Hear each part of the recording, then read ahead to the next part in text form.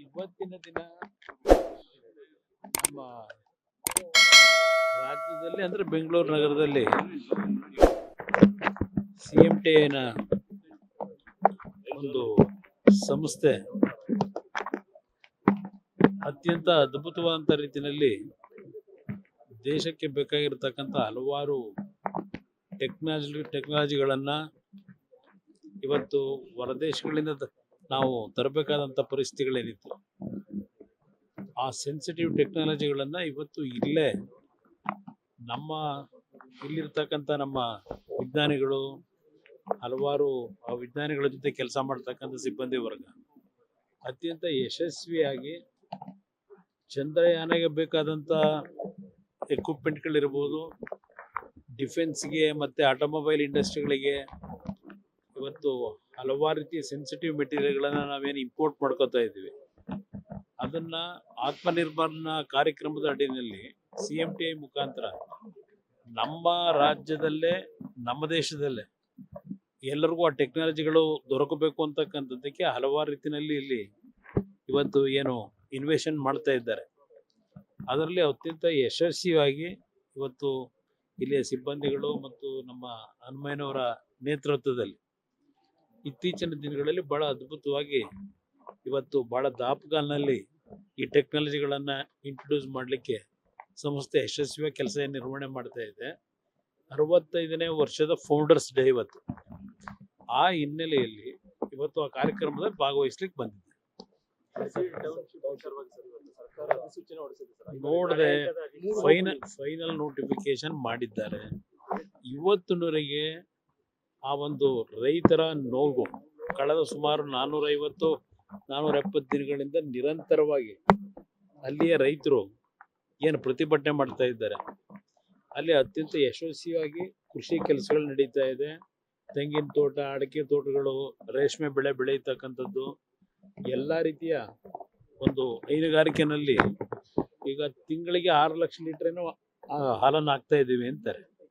ಅಂಥ ಸ್ಥಳದಲ್ಲಿ ಇವತ್ತು ಅವ್ರನ್ನೆಲ್ಲ ಒಕ್ಕಲೆಬ್ಬಿಸ್ತಕ್ಕಂಥ ಕೆಲಸ ಮಾಡ್ತಾ ಇರತಕ್ಕಂಥ ಪ್ರತಿಭಟನೆ ಏನಿದೆ, ಸರ್ಕಾರ ಹಲವಾರು ರೀತಿಯಲ್ಲಿ ಅಲ್ಲಿ ಪ್ರತಿಭಟನೆ ಮಾಡ್ತಾ ಇರತಕ್ಕಂಥವ್ರು ಮತ್ತು ಬೆಂಬಲ ಕೊಡ್ಲಿಕ್ಕೆ ಹೋದವರಿಗೆ ಪೊಲೀಸ್ ಇಲಾಖೆ ವತಿಯಿಂದ FIRಗಳನ್ನು ಹಾಕಿ ತೊಂದರೆ ಕೊಡ್ತಾ ಇರ್ತಕ್ಕಂಥದ್ದು. ನಾನು ಈಗಿನ ಗೃಹ ಸಚಿವರು ಹೊಸದಾಗಿ ಬಂದಿದ್ದಾರೆ, ಈಗ ಅವರ ಹೇಳಿಕೆನೂ ನಾನು ಗಮನಿಸಿದ್ದೇನೆ ದೆಹಲಿಯಲ್ಲಿದ್ದಾಗಲಿ. ಅವರು ಯಾವುದು FIRಗಳನ್ನೇ ಹಾಕಿಲ್ಲ ಅಂತ ಹೇಳಿದ್ರೆ ಇವತ್ತು FIR ಹಾಕಿದ್ರೆ ತೆಗಿಸ್ತೀವಿ ಅಂತ ಹೇಳ್ತಾರೆ. ಈ ರಾಜ್ಯದಲ್ಲಿ ಯಾವೊಂದು ಪ್ರಜಾಪ್ರಭುತ್ವದ ವ್ಯವಸ್ಥೆಯಲ್ಲಿ ವಿರೋಧವನ್ನು ವ್ಯಕ್ತಪಡಿಸ್ತಕ್ಕಂಥದ್ದಕ್ಕೆ ಶಾಂತಿಯುತವಾಗಿ ಪ್ರತಿಭಟನೆ ಮಾಡ್ತಕ್ಕಂಥವ್ರ ಮೇಲೆ ದಬ್ಬಾಳಿಕೆ ಮಾಡಿ ಪೊಲೀಸ್ ಇಲಾಖೆಯ ದೌರ್ಜನ್ಯ ಇವತ್ತೇನು ನಡೀತಾ ಇದೆ. ಅದ್ರ ಜೊತೆಗೆ ಕೆಲವು ರೈತ ವಿರೋಧಿ ನೀತಿ ಅನುಸರಿಸ್ತಾ ಇರ್ತಕ್ಕಂಥ ಜನಪ್ರತಿನಿಧಿಗಳು ಸಹ ಇದಕ್ಕೆ ಭಾಗಿಯಾಗಿದ್ದಾರೆ. ಬಹುಶಃ ಯಾವುದೇ ಆದಿಸೂಚಿಯನ್ನು ಹೊರಡಿಸಿದ್ರು ಅಲ್ಲಿ ರೈತರು ಅದಕ್ಕೆ ಒಪ್ಪಿಗೆ ಕೊಟ್ಟಿಲ್ಲ. ರೈತರಿಂದ ಯಾವುದೇ ರೀತಿಯ ಒಂದು ಮೀಟಿಂಗ್ಗಳು ಮಾಡದೆ ಸುಮಾರು 3,500 ರೈತರು ಕುಟುಂಬಗಳೇನಿದ್ದಾವೆ ಎಲ್ಲರಲ್ಲಿ 80% ವಿರೋಧ ಇದೆ. ಅಂಥ ಪರಿಸ್ಥಿತಿನಲ್ಲಿ ಇವತ್ತು ಸರ್ಕಾರ ಒಂದು ರೀತಿ ದಬ್ಬಾಳಿಕೆ ಮುಖಾಂತರ ನಾವು ಮಾಡಿದ್ದೇ ತೀರ್ಮಾನ ಅಂತಕ್ಕಂಥ ರೀತಿಯಲ್ಲಿ ಹೊರಟಿದ್ದಾರೆ. ಇವತ್ತು ಹಲವಾರು ಪ್ರದೇಶದಲ್ಲಿ ಡ್ರೈ ಲ್ಯಾಂಡ್ ಇರ್ತಕ್ಕಂಥ ಏರಿಯಾಗಳಿದೆ. ಅದನ್ನು ಇವತ್ತು ಐಡೆಂಟಿಫೈ ಮಾಡಿ ಏನು ಬೇಕಾದರೂ ಅಭಿವೃದ್ಧಿಗೆ ಇವತ್ತಿನ ಸಮಸ್ಯೆಗಳ ಪರಿಹಾರಕ್ಕೆ ಜಾಗವನ್ನು ಹುಡುಕ್ಲಿ. ಇಲ್ಲಿ ಯಾರು ರೈತರು ನಿಜವಾಗಿ ಇವತ್ತು ನಿಜವಾದ ಕೃಷಿಯನ್ನು ಮಾಡ್ತಾ ಇದ್ದಾರೆ, ಇವತ್ತು ಅಂಥ ರೈತರನ್ನ ಒಕ್ಕಲೆಬ್ಸೋದ್ರಿಂದ ಇವತ್ತು ರಾಜ್ಯದಲ್ಲಿ, ರಾಷ್ಟ್ರದಲ್ಲಿ ರೈತರಿಗೆ ಇವತ್ತು ಬೆಂಬಲ ಕೊಡಬೇಕು ಅಂತಕ್ಕಂಥದ್ದು ಒಂದು ಕಡೆ ಹೇಳ್ತೀವಿ.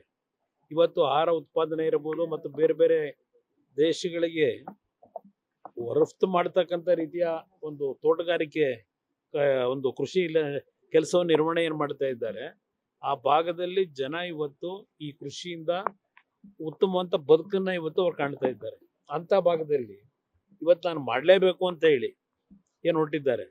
ಅವತ್ತು ನಾನೇನು 2006ನೇ ಇಸ್ವಿನಲ್ಲಿ 5 ಟೌನ್ಶಿಪ್ಗಳನ್ನು ಮಾಡಬೇಕು ಅಂತಕ್ಕಂಥದ್ದು ನಿರ್ಧಾರ ಮಾಡಿದ್ದು ನಾನೇ. ಯಾತಕ್ಕೆ ಮಾಡಿದೆ? ಬೆಂಗಳೂರು ನಗರದಲ್ಲಿ ಯಾವೊಂದು ಜನಸಂದಣಿ ಒತ್ತಡ, ಬೆಂಗಳೂರು ಒಂದು ಸ್ಯಾಚುರೇಟೆಡ್ ಪಾಯಿಂಟ್ಗೆ ನಾವು ಡೆವಲಪ್ಮೆಂಟಲ್ಲಿ ನಾವು ರೀಚ್ ಆಗಿದ್ದೇವೆ. ಅದರಿಂದ ಬೆಂಗಳೂರಿನ 30 ಕಿಲೋಮೀಟರ್ ವ್ಯಾಪ್ತಿಯ ಆ, ಹೊರಗೆ 5 ಟೌನ್ಶಿಪ್ಗಳನ್ನು ಮಾಡಬೇಕು ಅಂತಕ್ಕಂಥದ್ದು ಮಾಡ್ಲಿಕ್ಕೆ ಹೊರಟಾಗ ಇದೇ ಕಾಂಗ್ರೆಸ್ ವಿರೋಧ ಮಾಡಿದ್ರು. ಸತ್ಯಶೋಧನಾ ಸಮಿತಿ ಅಂತ ಮಾಡಿ ಅವತ್ತು ವಿರೋಧ ವ್ಯಕ್ತಪಡಿಸಿದಂಥದ್ದೇನಿದೆ ಅದರ ಹಿನ್ನೆಲೆ ಮತ್ತು ಅಲ್ಲಿಯ ಜನತೆಯ ಭಾವನೆಗಳಿಗೆ ಸ್ಪಂದಿಸಿ ಆ ಒಂದು ಯೋಜನೆ ಮಾಡತಕ್ಕಂಥದ್ದನ್ನು ಸ್ಥಗಿತಗೊಳಿಸಿದ್ದು.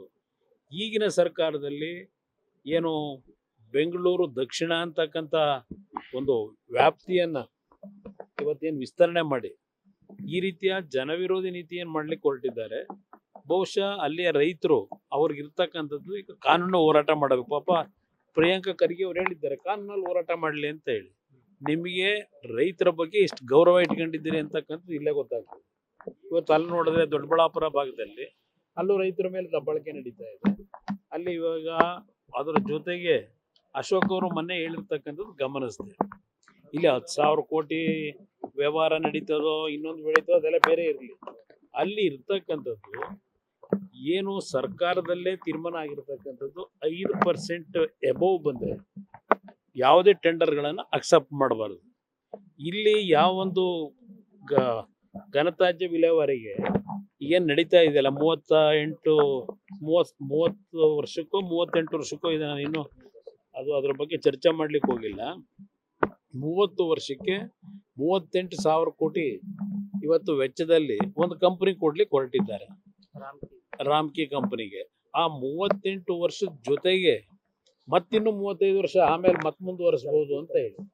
ಮುಂದಿನ ದಿನಗಳಿಗೆ ಏನಾಯ್ತದೆ, ಯಾವ್ಯಾವ ಟೆಕ್ನಾಲಜಿ ಬಂದಿರ್ತದೆ ಇದೆಲ್ಲ ನಮ್ಗೇನು ಗೊತ್ತಿದೆ. ಹಲವಾರು ರೀತಿಯ ಟೆಕ್ನಾಲಜಿಗಳು ಇವತ್ತು ಬರ್ತಾ ಇದೆ. ಇವತ್ತು 38 ವರ್ಷಕ್ಕೆ ಕೊಡ್ತಕ್ಕಂಥ ಅವಶ್ಯಕತೆ ಏನಿದೆ? ಕೊಡ್ತಾ ಇರತಕ್ಕಂಥದ್ದು ಯಾವ ಆಧಾರದ ಮೇಲೆ ಕೊಡ್ತಾರೆ? ಫೈನಾನ್ಸ್ ಇಲಾಖೆಯಿಂದ ವಿರೋಧ ಇದೆ. ಆರ್ಥಿಕ ಇಲಾಖೆ ಅಧಿಕಾರಿಗಳು ವಿರೋಧ ವ್ಯಕ್ತಪಡಿಸಿದ್ದಾರೆ. ಅದು 19%, 18% ಎಬೋವ್ಗೆ. ಇವತ್ತು ಅದೇನು 21 ಪ್ಯಾಕೇಜು 22 ಪ್ಯಾಕೇಜು ಅದೆಲ್ಲ ಇದೆ. ಆಮೇಲೆ ಒಂದ್ಸಲ ಮಾತಾಡೋಣ ಕೂತ್ಕೊಂಡು ನಿಧಾನಕ್ಕೆ.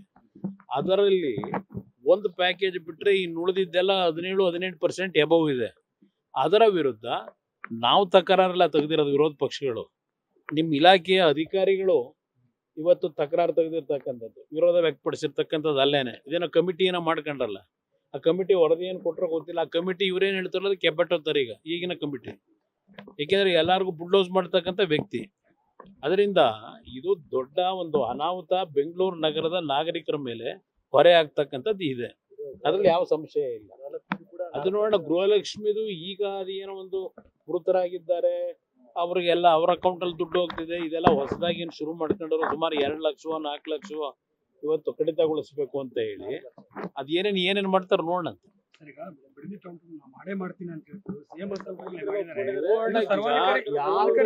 ಬರಕ್ ಹೇಳಿ ಜೊತೆಲಿ ಹೋಗೋಣ.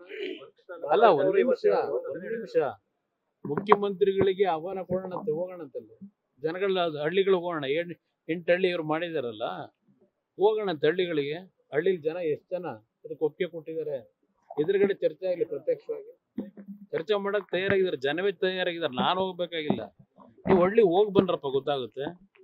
ಇವತ್ತು ಯಾವ ಶಾಸಕರ ಹೆಸರು ಹೇಳ್ತೀರಿ? ಅಲ್ಲಿ ಜನ ಓಡಿಸಾಡಿದ್ದು ಗೊತ್ತಿಲ್ವಾ?